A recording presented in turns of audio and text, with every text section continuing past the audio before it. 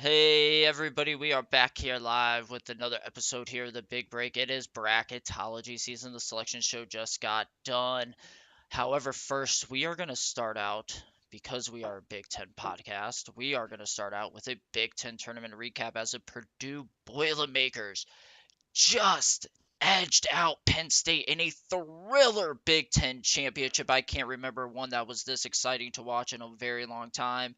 Fellas, I'm gonna throw it to you guys. Corey, Ethan, Drew, whichever one of you guys want to go first, take it away with your thoughts on this Big Ten tournament we just got done watching. Yeah, I definitely thought it was very, very entertaining, top to bottom, front to back. Love the low seeds all the way through.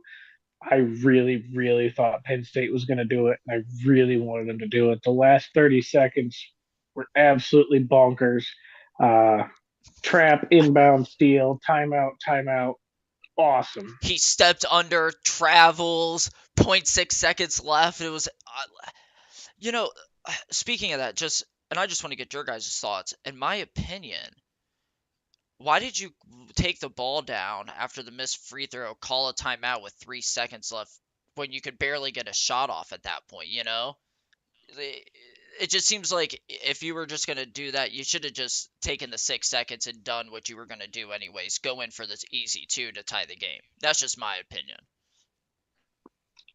And with the 3 seconds, you have a little bit of time to run a quick set. I don't think you're going to get a great shot off. Clearly, they didn't. Even if they don't call the travel, that ball's nowhere near the hoop. Not at all. Drew, Yeah, uh Zach Eady guarding the inbound, phenomenal play. Way to call it, Matt Painter. I Corey, think that made the difference. oh, 100% it did. Corey, go. I think kind of like when it hit the 30-second mark, I think they kind of wasted a lot of time kind of trying to figure out what they were doing, either taking a three, trying to get a layup, and they wasted like 12 seconds. Obviously, they still had a chance to tie or win the game with a little bit of time left, but I mean, losing those 12 seconds, especially when you're under 30 seconds, is kind of a big deal. Oh, 100%. What was like a flash moment for you guys? For me, it was seeing at least Ohio State play a little bit better basketball. At least these young guys prove that they can at least ball at some point, you know? What was a good highlight of this tournament for you guys? Like a surprising moment or anything? Drew, go ahead. Yeah, I think Ohio State was probably the most surprising and nice to see. Also the Penn State, obviously. Um, I had some disappointments in there. Iowa and Illinois were my two letdowns. Ethan, your like kind of shining moment through this tournament and your letdown. Uh, Definitely going to kind of stick with the Ohio State train. They looked great. No Sensabaugh with the knee injury. Hope he gets better, ready to go for next year. But definitely loved the Ohio State and Penn State run throughs. My disappointment was Indiana. I know they made it to the semifinal, but they should have dispatched to Penn State. They ended up getting a 4 seed, which I know we're going to get to later, but that's not work from a 4 seed to lose in a semifinal of your conference tournament. No, no, Corey, go. So for me, obviously, I'm going to go with Penn State. I did not see them making the finals. I kind of was with Ethan. I thought Indiana was going to make it with Purdue. So I would say Penn State making the final really helped them, obviously, and bolsters them into the NCAA tournament, which we'll talk about here in a few minutes. In my letdown, I'm going to go with Michigan. I really thought Michigan could beat Rutgers and potentially give Purdue a run for their money, especially the last time they played. It was a really close game. And to go 1 of 15 to start the second half and score like 10 points the whole second half, just kind of disappointing and a letdown for a team that usually is really solid in March. Absolutely. Any last thoughts on any thoughts on the Big Ten tournament? Anything you guys, stood out to you guys? Anything in particular? I was Uh, glad to see Minnesota get a win, Love that. personally. Ethan, go ahead. uh, Give Zach Eady the wooden. I mean, dude just blew through the tournament. Clear, most outstanding player. Kid is a beast. MVP, definitely the Big Ten tournament. Corey, your thoughts as well?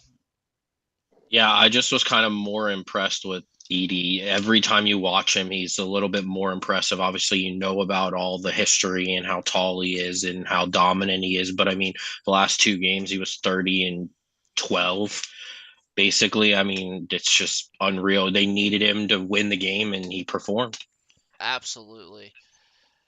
Well, guys, it is time for the greatest tournament considerably that I'm gonna not throw some disrespect here, but because you could say the greatest tournament in all of sports is probably the World Cup, right?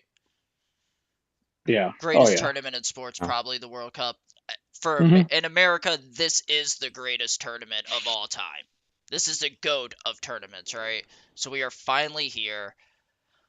I'm gonna start out with this, and I'll get your guys' opinion on the other side.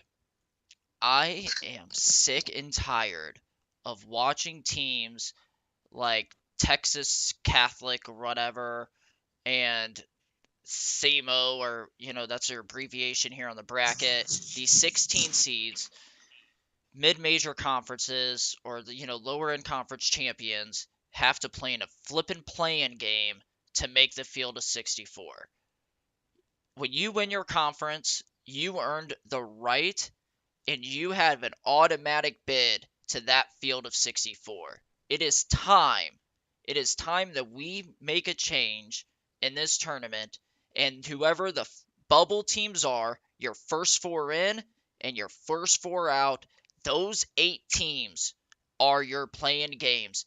And I know some people say, well, then those playing games should be 16 seeds. I'm going to hold off on that because if those 16 seeds, those are your lower end conference champions. Because let's just be honest, if you took some of these, put them in the Big 10, the ACC, the Big 12, whatever, these big conferences, they're not going to be in the tournament to begin with, right? So I think these playing games should be 12 seeds for the first four in and first four out. It is time to start honoring what the tradition was of winning your conference championship. And that meant you had an automatic bid to the field of 64. Yep. And Hundred I percent. will and I will die on that hill right here and right now. Whoever disagrees with me, fight me on it, please. not Any me. No, no arguments. No arguments. The only thing I will say, I don't argue. I think you're absolutely right. However, the one thing I will say that is beneficial to playing in that playing game is although you're going to get a one seed afterwards as a 16 seed, getting that first win is still a tournament win, which for some of those schools could be the biggest they've ever had. And it's still an opportunity. Plus, you're going against a one seed. You're not predicted how you're not obviously not supposed to win the game, but obviously playing that game ahead of time, obviously you're kind of maybe more accustomed to the floor, ready to play a little bit more before the one seed, and that is kind of beneficial. It is, but it shouldn't be for them. They earned the right to be in that field of 64. They did what they were supposed to do. What are they told at the beginning of their season by their coaches? Win your conference championship, I right? agree. I agree. I think that, and I'm gonna kind of get with you on the 16 seeds. I don't think they should necessarily have to fight to be the one seed next man up, but I think all these guaranteed in teams should be no lower than a 14 seed. You did your job. You won your conference tournament. You're here for a reason. You won the games. You did the thing. Check, check, check. I'll see you Thursday. Fair. Now, okay, so if you say they should be no lower than a 14 seed, I could see playing a play-in game as a 15 seed with these first four in, first four out, and making a team like Marquette play, a team maybe like Penn State if they were one of the first four in. Why not? Yep. But I Yep. just think that if you win your conference championship, you are in that field of 64 no matter what. Now, now that I got that off my chest, thank you. Let's go on to the bracketology here. in our South region, we're going to start there because that's where we all start. We got the number one overall seed, Alabama, gets a play-in winner. Your 8-9 matchup is Maryland, West Virginia. 5-12 is San Diego State, Charleston. West Virginia, Fulham is your 4-13. 6-11 is Creighton, North Carolina State. Baylor, UCSB is 14, is your 3-14. And then your 7-10 in this region is Missouri, Utah State, and then your 2-15 is Arizona, Princeton. What do you guys think about this region? Best games, go take it over. Hot take number one here. Don't discount Charleston versus Furman in that next round. Hell yeah. That's my first take. Mm-hmm. Okay. I like. I think I like Baylor to come out of here. I think eventually we could get Baylor, Arizona. I think that'll be a phenomenal game. The first round, I think my favorite matchup is probably Creighton versus NC State. Absolutely. Absolutely. Corey? I mean, I like Alabama to come out. I think they've been one of the best teams all year. I think they're going to end up coming out of this region. I like Arizona. I really like Utah State. I wouldn't sleep on them as well. They can score the basketball. I really like them. And Baylor is very solid as well. So those could be a few teams. I also think Charleston will be a 12 seed and win in the first round. And I really like the Maryland West Virginia game. I mean, it kind of to me kind of two bubble teams that really you weren't sure. You'd think they both were probably going to make it, but obviously in the NCAA tournament it could go either way. I think that's a really good matchup as well. Absolutely. I think when like the brackets first came out, I was looking, they were going by region. Even though Alabama is the number one overall seed, I could see them being upset here by a couple teams in this bracket, in this little, in this region. Let's move on down to the East region. We got our number one Big Ten champs, Purdue.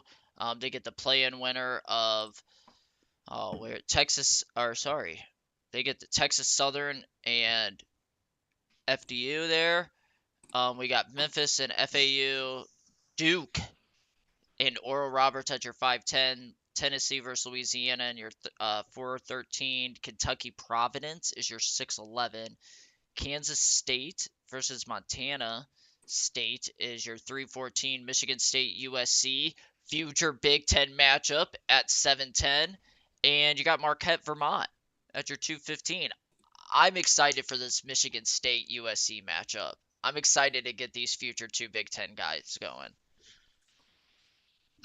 I'm gonna Or jump off the gun here go again. ahead, go ahead. I definitely think that if you want March Madness, this is your sector. Any of these teams, granted, some are much more snug than others.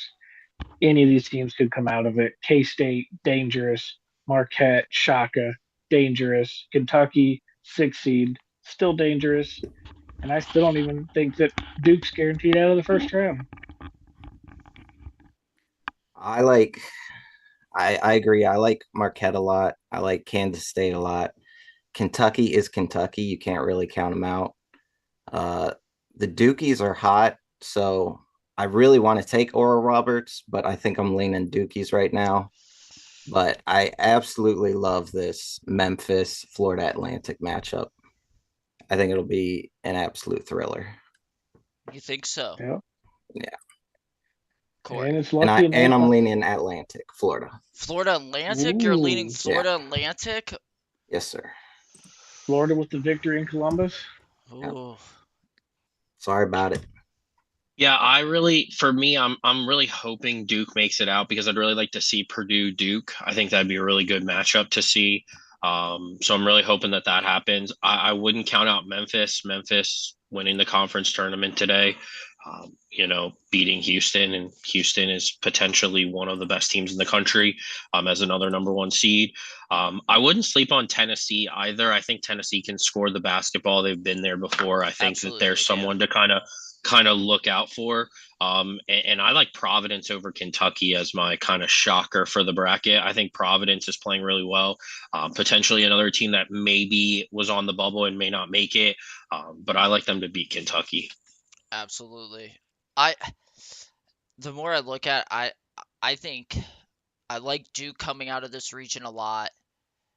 Um, I like just because they're playing very well basketball and they have a twin tower duo. And I think the only team that will give them that much trouble because of the height is obviously Purdue with Zach Edey. I think that's the equalizer to Duke in this region. So like Corey said, I really hope you get to see a Duke Purdue Sweet 16 matchup because that's going to be one heck of a game to watch. Um, Outside of that, I think another big matchup that we would love to see come out of here would be like a Kentucky Michigan State. Personally, I just think that would be a nice, it's a Midwest matchup. I think that would be really cool to see. Um, but yeah, I don't outside of Duke, I don't see Purdue giving anybody trouble in this East region. What about you guys? I I think mean, I think I'm leaning towards Marquette right now. Ooh, I like Shaka Smart, and they got a veteran squad. So Ethan? yeah, if you were to force me to make a pick, Yeah, I don't think that I could take Purdue. Uh, I'm probably going to go Marquette or K State out of this. If Duke survives Oral Roberts, I like K State or Marquette. Corey? I'm taking Purdue. All year they were doubted. They were supposed to be real good all year. You got the player of the year. They're going to feed him the basketball. If he puts 30 and 10 on the board every game, they're rolling right through to the final four. I like it. The Midwest region, for some reason they put Houston at the number one, even though that like is going to in Kansas. That didn't make very much sense to me, but they get Northern Kentucky. Then you got Iowa, Auburn, at your 8-9. That's Miami, Drake, Indiana, Kansas State, Iowa State, and then they get the winner of the Mississippi State Pitt game, which is finally what I was talking about. Thank you. Two non-conference champions playing a playing game. Xavier, Kennesaw State, Texas A&M, Penn State is your 7-10, and then Texas Colgate. Um, if I'm being honest, I would have flipped the 1-2 seeds in this region. I would have personally had Texas over Houston as a one to be a one. They have like one of the most quad four wins in the country. Like they have 14 of them. How many does Houston have? I think they just said that. I know they were 7-2. I think they were 15-2 against Against the quad four? quad Against one. Houston quad lost. ones? Houston lost 3 games all year. Yeah. Yeah, but are they I playing in I the toughest conference in basketball? What was from, some experts saying the toughest conference in basketball this year, the Big 12? I mean, Houston's down their best player, and they lost today. Yeah. No timetable when Sasser's coming back. This is another little bit wide open, but I think if you really look into it, Texas should walk out of this pretty scotch free as long as they play their game. Might get Texas, Indiana as your Elite Eight game, but yeah, I got Texas. I like that. I like that a lot too. The only other team I would like to see come out of this, obviously, is Indiana. I think the best matchup, first round matchup in this is obviously Iowa Auburn. I think that's going to be a really good game. I mean, Indiana Kent State could be a really good game. We oh actually yeah. shout out at the MAC tournament this weekend. Talk Kent about State it. can score. They can score with the Talk best of about them. it. Love Sincere Carry. Guy is a floor general. He's going to give Indiana problems. Drew, what do you think about Kent State? I know you were there too with Ethan. What was that like? Yeah, Kent State is very legit, and they are very hot right now. So they got some momentum building. Plus, their coach, Rob Senderoff, is a former Indiana assistant. So that adds a little bit to it. Ooh, so we got a little Still hey, gonna I lean know what you Indiana guys though. got going on over there. type deal, huh? Perhaps Oh. he was an assistant like 12 years ago. So So they always say you're most likely um upsets typically come in the 5-12, 13-4. So if you're looking at an upset, you're saying if you're looking at that 13-4, you're saying take Kent State over Indiana? That's I a tough one. yeah, I wish it wasn't Uh, Indiana. yeah, Yeah, I think Indiana's just too good. I you don't put know. Miami there. You swap Miami, Indiana. I could see that a potential upset. Yeah, I would pick that one. I don't know who on Kent is going to guard Trace Jackson. That's the That's issue true. That's true. That's because true. they don't have the height really. Corey, who's coming out of this region for you? So I think Houston. I everyone's doubted them. I think they're the favorite to win the national title. As I last saw with the odds, I think they're the odds-on favorite to win the national title, just because their bracket seems the team to watch for me is Miami. I mean, Miami played really good at ball in the ACC. They beat Duke, beat North Carolina, beat everybody that's in there. I mean, they're a team to watch. I wouldn't discount them. My big upset is I think Kennesaw State is going to beat Xavier in the first round. I love it. Oh, Like it. I Love love it. it. nice. I love it. Um, let's move on to the West here real quick. We got Kansas Howard as your 116, then Arkansas, Illinois as your 8-9. Shout out to the Big Ten. St. Mary's VCU as your 5-12. UConn, Iona 4-13. TCU against Arizona State and Nevada. Another reason why you have a play-in game for those first four in, first four out type teams. Wink, wink. Little hint there. Gonzaga gets a 3 seed versus Grand Canyon. Then you got Northwestern, Boise State 7-10, UCLA, future Big Ten team versus UNC Asheville for your 215. Corey, go ahead, take us through what you're thinking for this region for the West. To me, it's wide open. I think this is the most wide open one. I think there's a lot of teams in there. Arkansas is playing really good. Illinois is potentially really good. Kansas is really good. UConn, if they play their best, they were a top five team this year. If they get it going again, they have really good guard play, and we all know guards win national titles in basketball. Absolutely. TCU is a really good team. I mean, the team that I think people are sleeping on is Gonzaga. I still don't know how they're a 3 seed, but I think Gonzaga might make it out of here. You might potentially get Gonzaga and UCLA. That's another rematch, and that'd be a really good game. Um, as for upset, again, UConn, like I said, I think they're dangerous, but I think Iona might have their number in this game. Definitely. Drew, take us through what you're thinking for the West, for the good old West. All right. Yeah, I love this. I love this section. I like Arkansas a lot. I think Arkansas can beat Kansas in the second round. I think UConn, if they get theirs together, they can make a Final Four run. Uh, Zaga, yeah. I mean, as long as Drew Timmy's there, I it's gonna like get Drew done. Timmy. I love me some Timmy. Oh yeah, dude. And I love this first round matchup for Northwestern. I think it's a great opportunity to get a dub. Unfortunately, they'll have to play UCLA in the second round.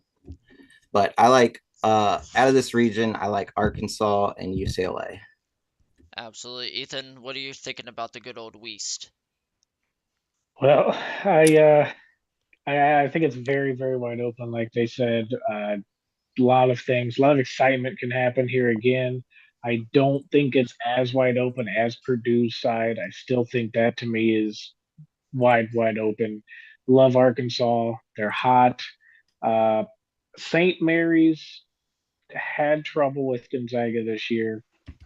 I think they're dangerous. Iona can upset UConn. Rick Pitino has been here. He's been through this. He can lead these kids through the tournament as long as they keep their heads on them. Well, that's a Uh, problem for a Rick Pitino team. yeah, Northwestern, good guard play. Ultimately, I'm leaning UCLA. You might even get to see UCLA versus Arkansas to get out of the region. But big Tiger Campbell fan, uh, big Jaime fan. UCLA future Big Ten. I think they're going to push through here. I was just thinking after with that Rick Pitino thing, how awesome it would have been to been on. No wonder like those Louisville teams played so hard to get into the tournament. Imagine what those trips were like with Rick Pitino at the helm with while he was caught in. Like that would have been some wild stuff going on for tournament weekend for them. You got to recruit, man. Got to recruit. Hey, gotta recruit somehow. Corey, when we were talking before, you said that you had seven.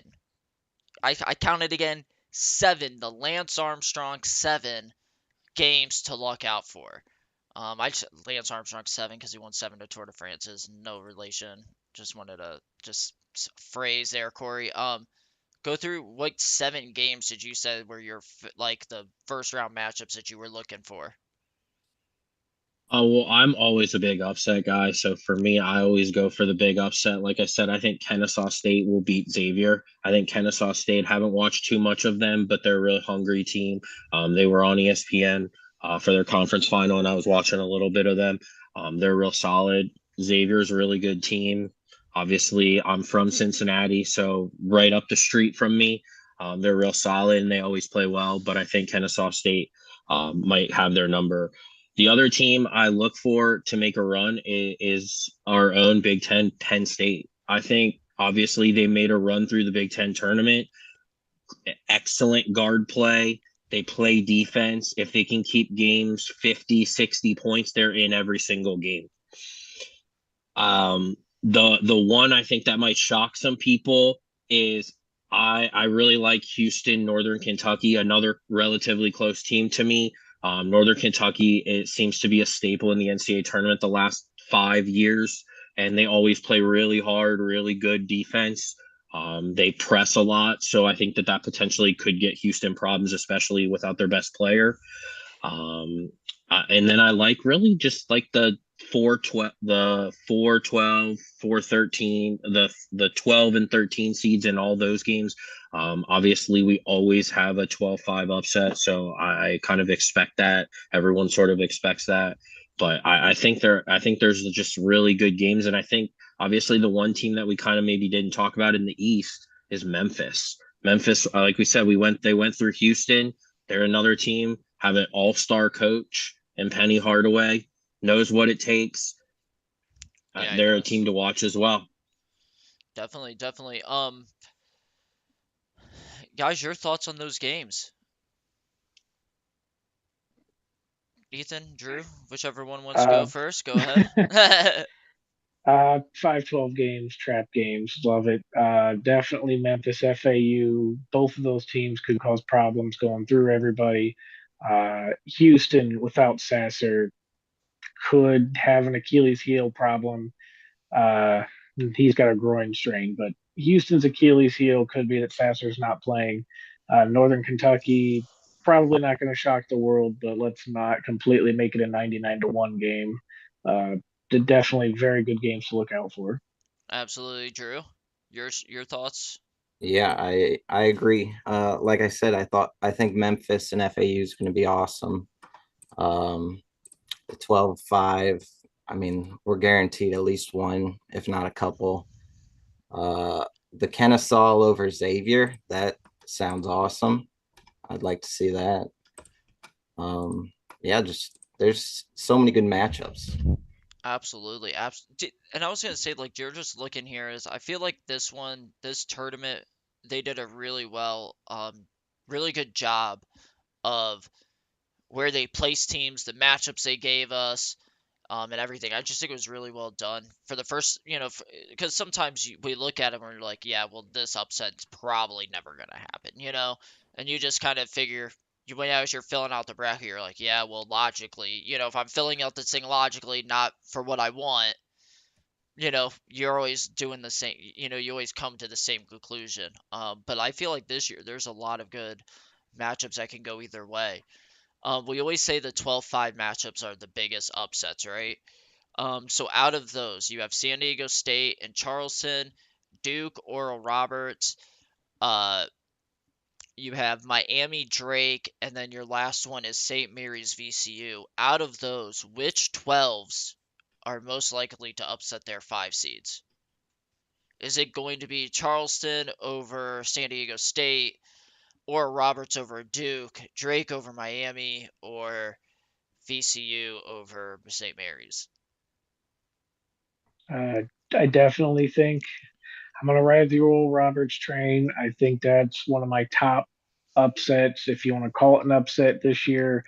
Not a whole lot looks like an upset to me, but on paper, uh, Oral Roberts, Duke, 100% in on that game, and Charleston.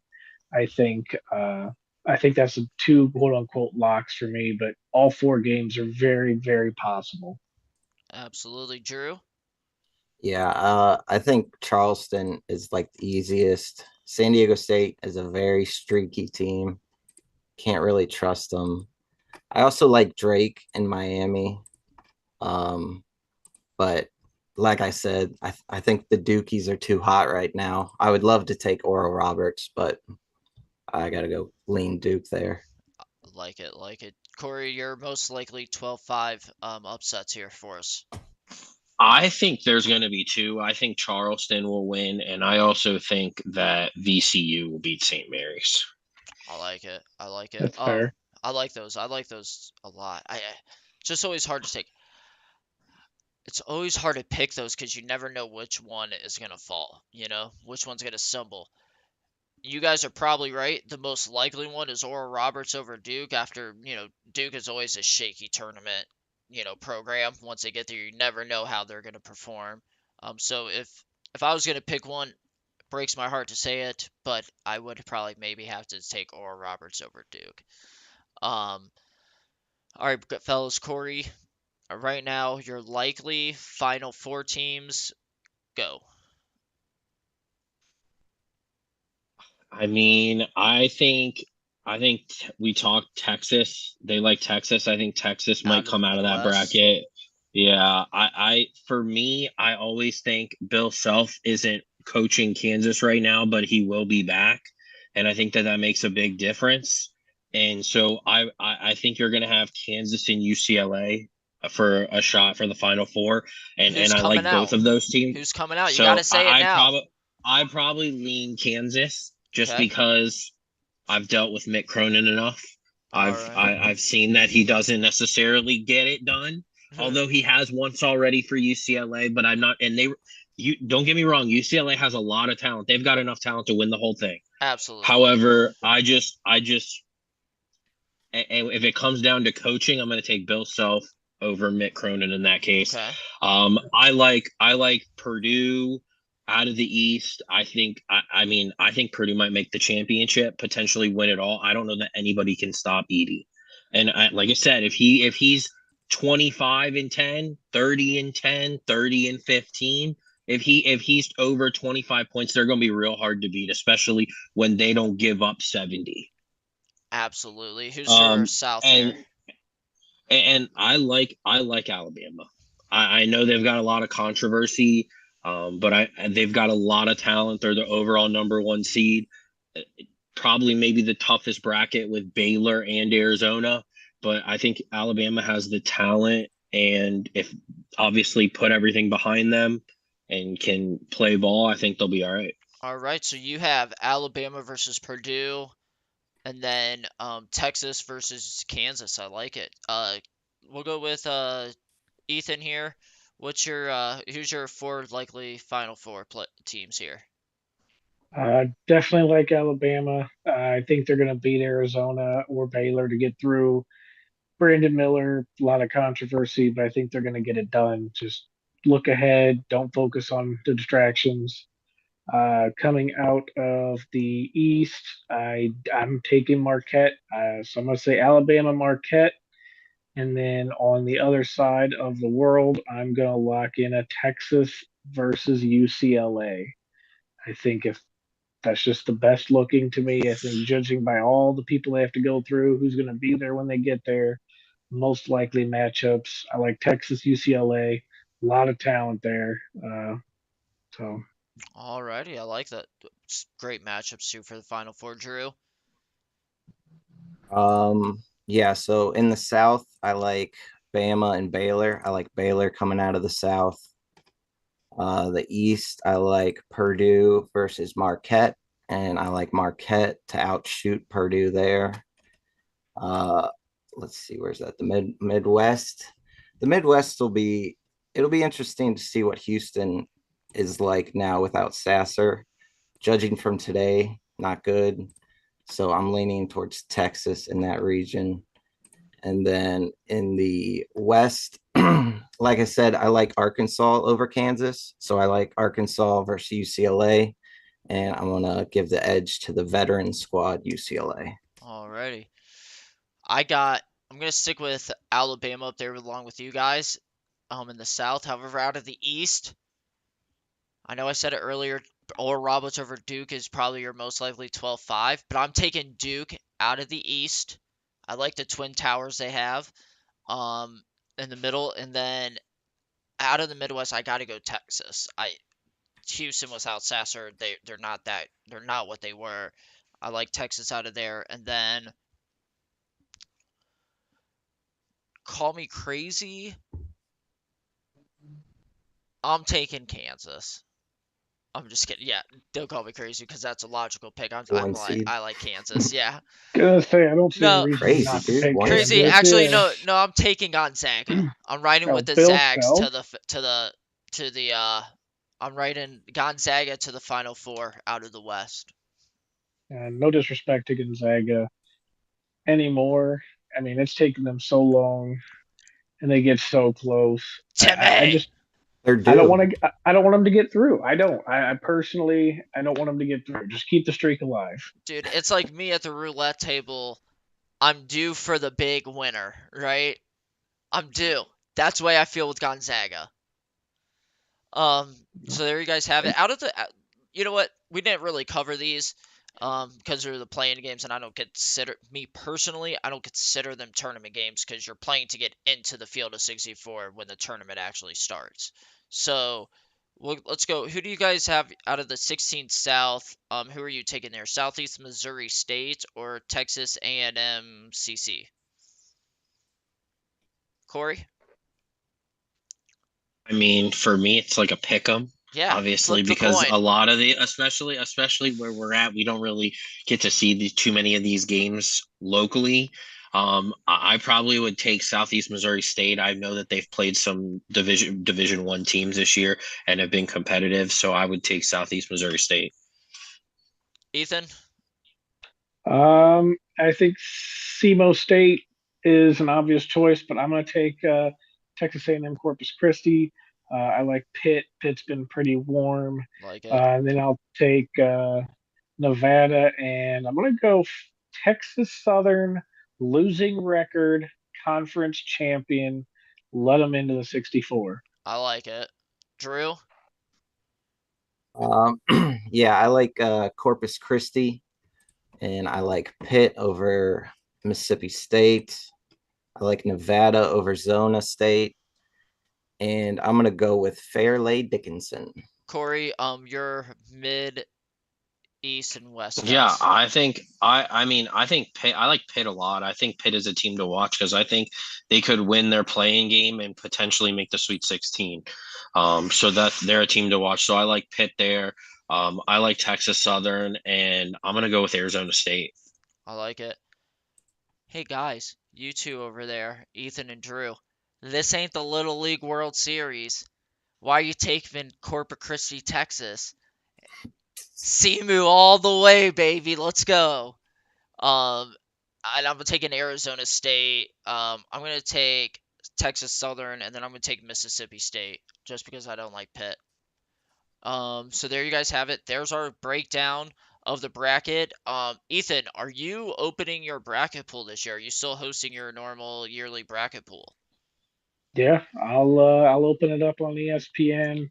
I'll throw it out, get something going, see what we can get going in there. Let's hope All for the right. best. Yes, guys, we'll post a link here in the comment section of this video once that is up.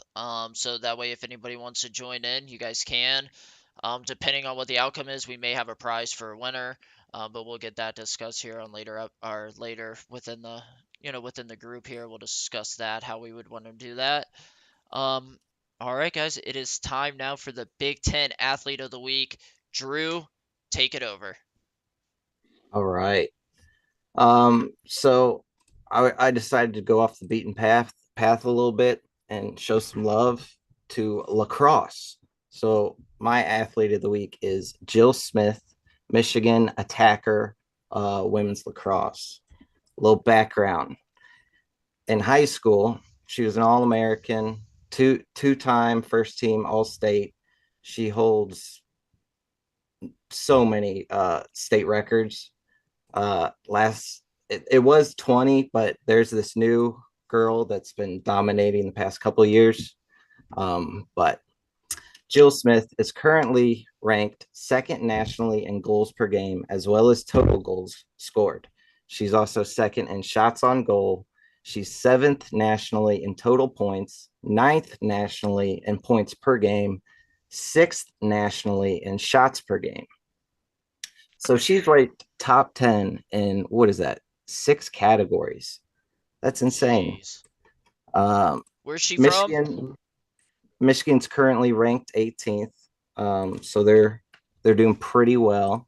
Is she a Uh, Michigan native? yes, she is. She's Nice. from where is she from? She went to Mercy High School in Farmington Hills, which is right outside of Detroit. Like it. Um, yeah, she's leading the Big Ten in all the big categories as well. Some recent stats. Uh, Actually, just today, they had a big game. Michigan beat Cincinnati 16-3. Jill had 5 goals on 8 shots with 1 assist for a 6-point game. Ooh, Wow. 5 goals and how many assists? Just 1 assist, Oh, wow. but 5 goals on 8 shots. Whew. That's good accuracy. And then last week she had 5 goals on 10 shots and 2 assists for 7 points, which is currently the Big Ten season high, and a win over Colorado. So shout out Jill Smith, you're a monster. that is amazing. Yeah, Yes. and then I do want to give one more shout out to Yes. another Big Ten women's lacrosse player, Izzy Skane, who is recovering from a torn ACL, but she has been absolutely dominant the past couple of years. And she, on half the amounts of games that Jill has played already, Skane has a 7, I believe it's a 7.0 goals per game average, which is insane. Yeah. Oh, That's absolutely insane. wow. All right. Well, Jill, congratulations. You are the Big Break Athlete of the Week, the Big Break Big 10 Athlete of the Week. Rock on. Keep doing you. Keep balling out there on the lacrosse field. We can't wait to see what the future holds for you as well. Any final thoughts, guys, before we head out? Hoping for a strong showing from the Big Ten. I'm going to play devil's advocate just like I did last week. Outside of Purdue, may not see anybody pass the Sweet 16 this year. Love that hot take right there. Drew, any Yeah, final thoughts? I mean, outside of Purdue, I mean, really just Indiana. I think if they can get hot, they can make a little bit of a run. But I think that's kind of it for the Big Ten. Corey, final thoughts here for the Big Ten teams in the tournament. Purdue all the way. Boiler up, boiler up, boiler up. Spoiler up. All right, boiler up, everybody, because that's our chance here at the Big Ten for a title. Everybody got to boiler up here for us. All right, everybody take care. That's another great show here for us here at the Big Break Podcast. We'll be live every Sunday. Catch us follow us on all of our socials on Instagram, Facebook for more content, and look out for some more videos throughout the week here, guys. We'll catch you later. Peace.